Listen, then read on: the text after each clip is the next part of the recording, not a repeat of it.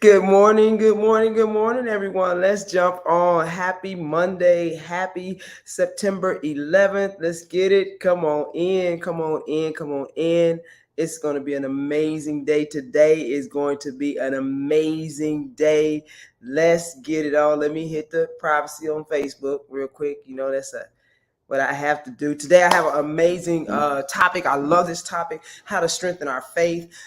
This is one that is close to my heart because I'm always trying to figure out what am I doing that's not, is it that's working, that's not working? How do I get that going in my life? How do I share that with other people? How does this whole thing, I'm like, okay, we talk about prayer, we talk about all these things, but how does it work? But let me stop right there. I'm Shay Wilson, thinking big, living bigger, and loving the biggest. Let's rock this thing. And we always started off with, what are you grateful, thankful, and appreciating this Monday morning? You know how we do. We just come off the weekend. Do you have anything that you are appreciating this morning? If you do, put it in the chat right now. Hey Tiffany, good morning. Good morning.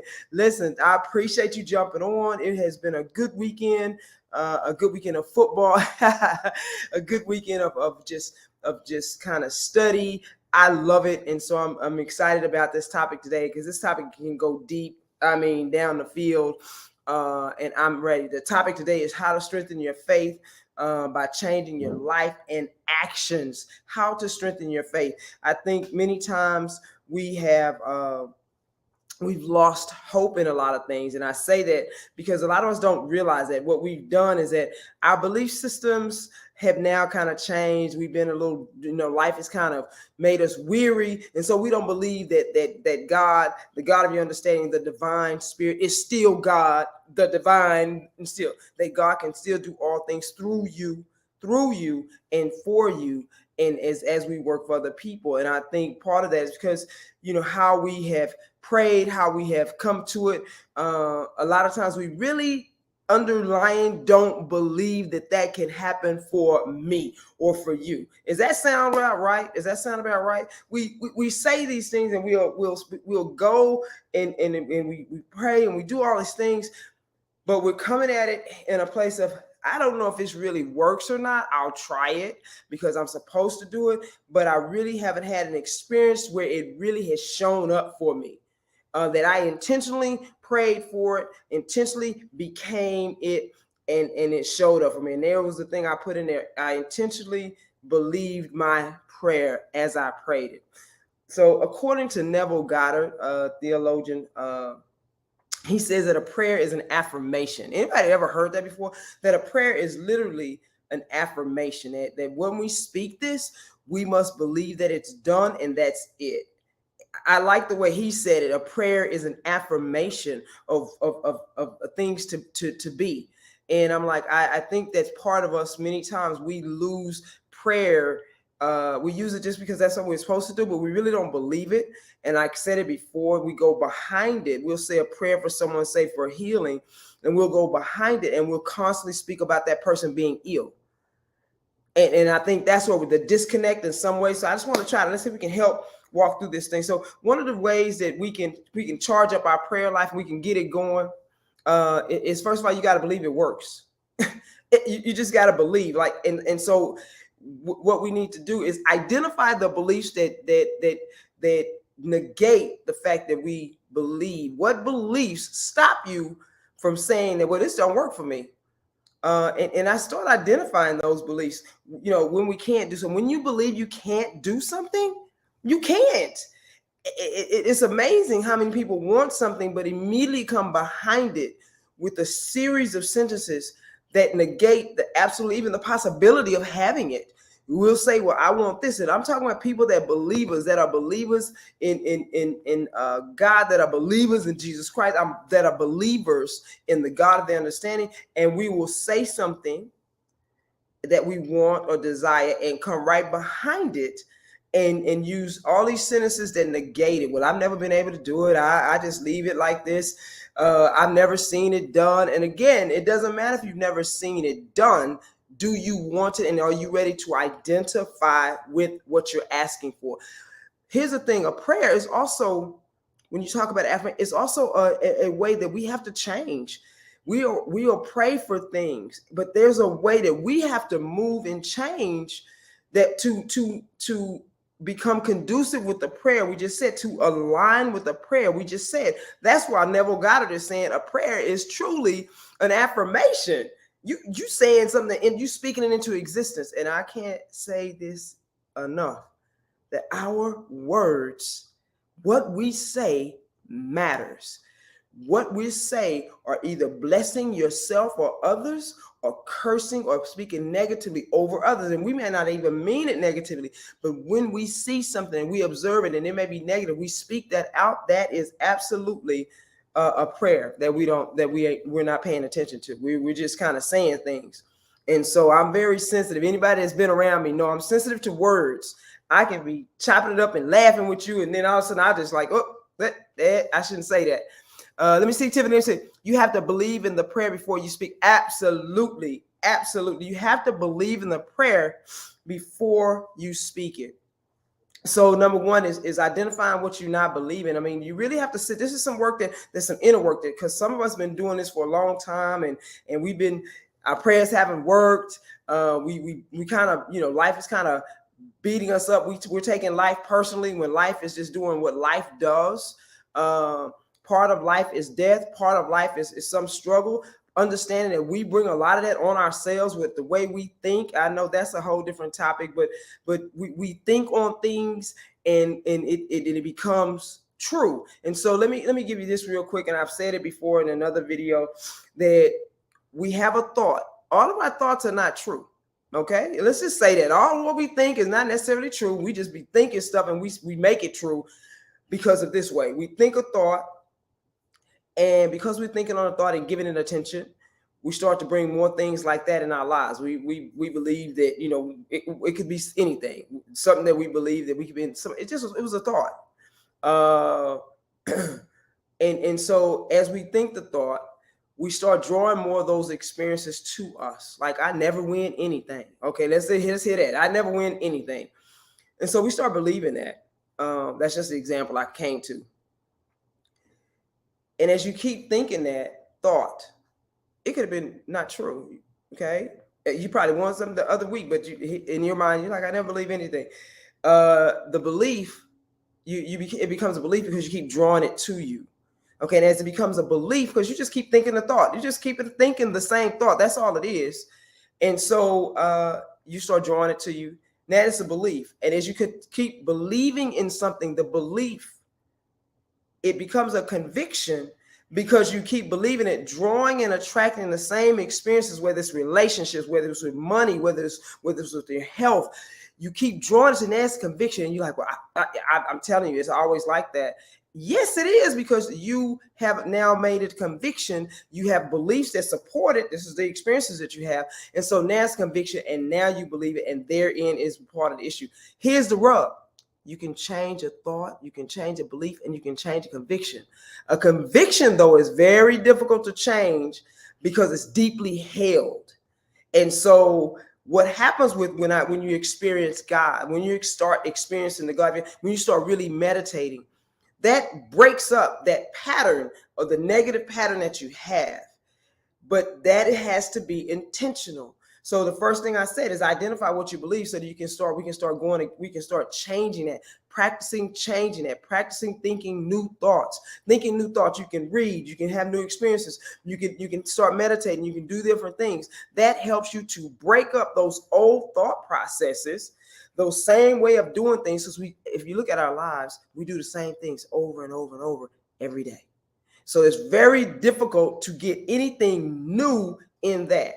All right. Same people, same stuff. We talk to the same people, do the same things every day. It's very difficult to change a thought, a belief, or conviction right there. That alone would do. So what I say, I always tell you, encourage people to read, to write, to watch new things, to experience new things, do different things, so that you can be open. And of course, meditation to do this. Number 2, keep a prayer journal. Many people forget what they prayed for. And then when they get it, it comes into their experience. they don't know how to, they're not appreciating it because they have forgotten that they prayed for this particular type of person. And now they're not so happy with this particular type of person. And now what they prayed for, which was a gift initially, is no longer a gift because we forget what we prayed for, that we can keep praying and keep evolving with it. Remember, a prayer is an affirmation. So now you're speaking more against what you prayed for than appreciating what you prayed for. It could be a job, it could be anything, but then we switch up and not understanding that our words, our thoughts matter.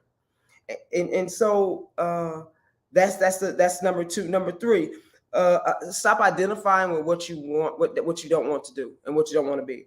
Many times we identify ourselves with something that we deem negative. Like, say for instance, well, I'm always overweight and I've always been like this. So we keep identifying with it. And so I have people on a journey. This journey is not only physical, it's spiritual and mental. We have to change our thoughts with a lot of this stuff. And so people come to me and they want to lose weight, but they have a very difficult time identifying with their ideal weight. They keep seeing themselves here. And so this is how I eat, and this is how I move, and this is what I do, and I go out to have.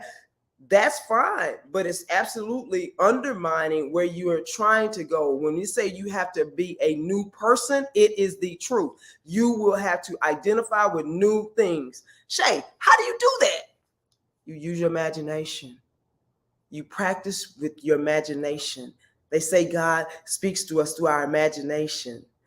Use your imagination, that you see yourself now at that perfect 150, that perfect 180, and you're moving, and what are you doing, and what are you wearing, and how are you feeling, and all those things, in order to practice to identify yourself with a new person. That goes with a new job, open up a business. That goes with writing a book. It goes with anything. Use your imagination first. Here's the rub with prayer. Many times when we saying prayers, we're using prayers in the midst and saying prayers in the midst of feeling down, worried, not confident, disappointed. And we're saying those prayers in that space. And that, again, also brings more to you of those things. A feeling is way stronger than a thought. Understand? Get that right there. In the court of Neville, God, a feeling is way stronger than a thought. So you can have a thought, but if that feeling is strong with that negative thought, and negative feeling is with the thought, you're most definitely going to get the feeling, and that you'll continue to experience those type of feelings. Come on now. You will continue to experience the feelings more than anything. This is why when you wake up in the morning, meditation and appreciation are huge, because it sets the tone for your day. You're not at the whim of anything that occurs during your day. I get it all the time. How do you stay positive? I'm not always positive.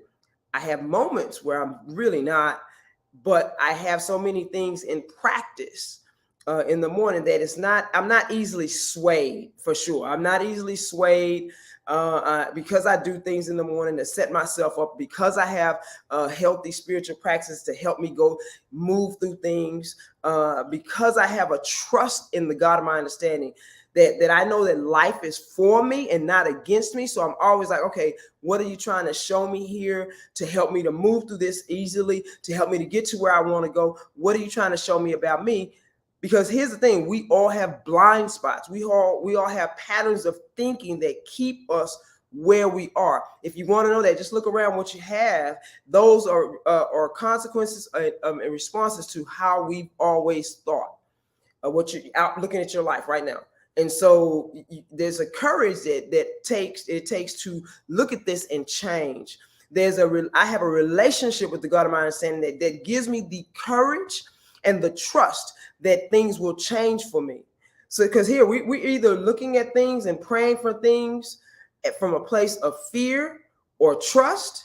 You're either praying from fear or trust. Hey, Krista, what's going on? Morning routine is absolutely the key. It sets the tone. Absolutely, it does, Crystal. If you get up and do your thing, and of course, I will tell people to work out, but that's kind of, that helps tremendously too. But that morning meditation where you're just sitting, that morning meditation that you're just sitting and letting God speak to you from the inside out, not you talking, because there's a difference between prayer and meditation, guys. Prayer, we're talking. And when we're talking, a lot of times we're talking from our own consciousness, our own experiences. But the listening part, the getting still part, it is absolutely transformative. Meditation, because the Spirit talks to you now. You've gotten to a point. Some people say, I can't do that, Shay. You must practice. You want to hear God. You want to practice hearing God, experiencing, knowing what your inner voice, your still small voice talks about. You want to understand how it talks to you. You want to move in that. Okay. So that's another one. But understand, when you're praying, it's very important that your state of mind when you're doing it. We do a lot of our prayers. We some of us don't even pray until it's absolutely chaotic and it's traumatic and we in a huge situation and boom, we got to pray. And so we usually praying out of angst and anxiety and worry and fear, as opposed to getting ourselves understanding that when we speak to God, we know that things are done. Asking it is given. We're speaking from a place of trust, not fear. We're speaking from a place of abundance, not lack. We're speaking from a place of worthiness, not unworthiness. We're speaking from a place of knowing that you deserve it, that when you speak this, that it is yours and that you have to align with what you're asking for. As soon as you know, remember, Neville Goddard said a prayer is an affirmation. So if I say, I want, I'm praying for myself to become, God, I want this to be a multimillionaire, then I must align and do the things that I need to do to align with that. First of all, I have to have the confidence and know-how and move with it. I have to study. I have to do different things that go with that. Most multimillionaires are not just sitting around, chilling, watching TV until they get to a certain level, maybe, but most of them are not. Understand that.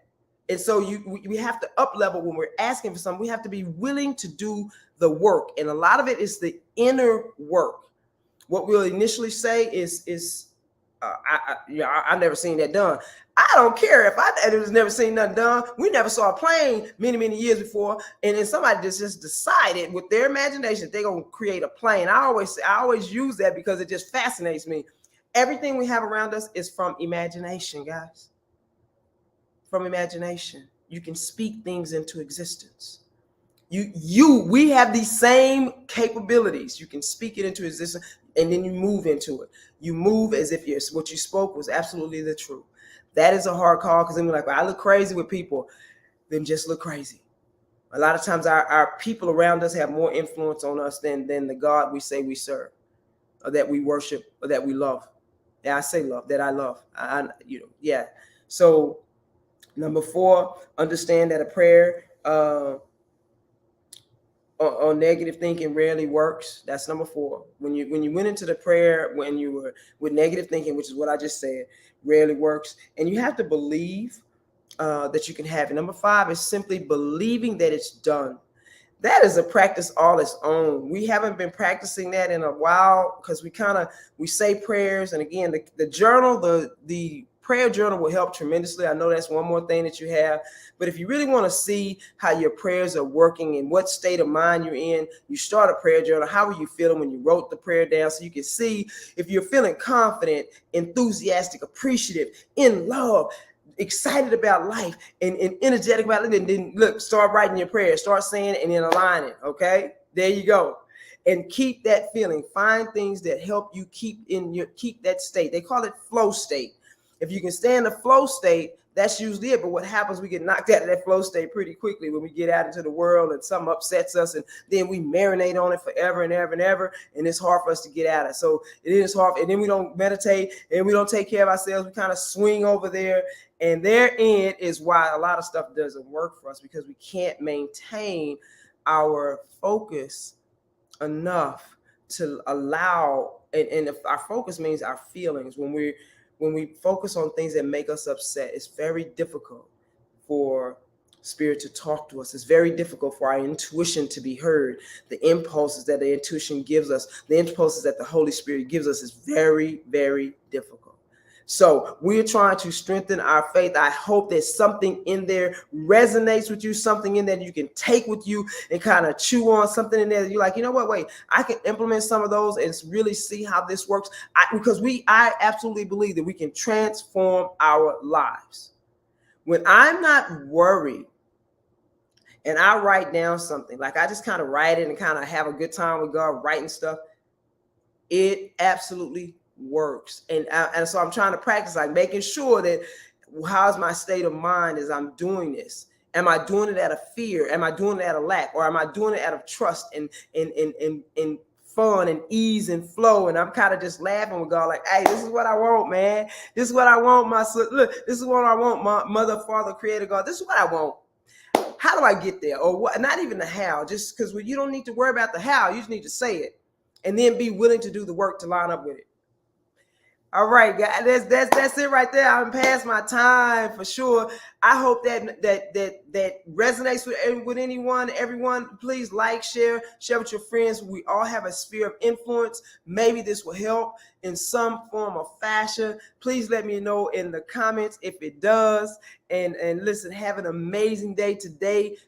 Claim that you're going to have an amazing day. I'm going to have an amazing day. I'm going to hopefully be an asset to everyone that comes into my sphere of nearness to me today. I want to do it. I'm going to do that today. Let's see. I feel good during my prayer time.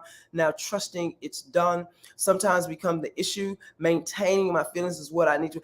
Absolutely. Have an intentional day. Yes, Tiffany. Yes. Crystal, that's exactly that's the work right there. You very welcome, love you.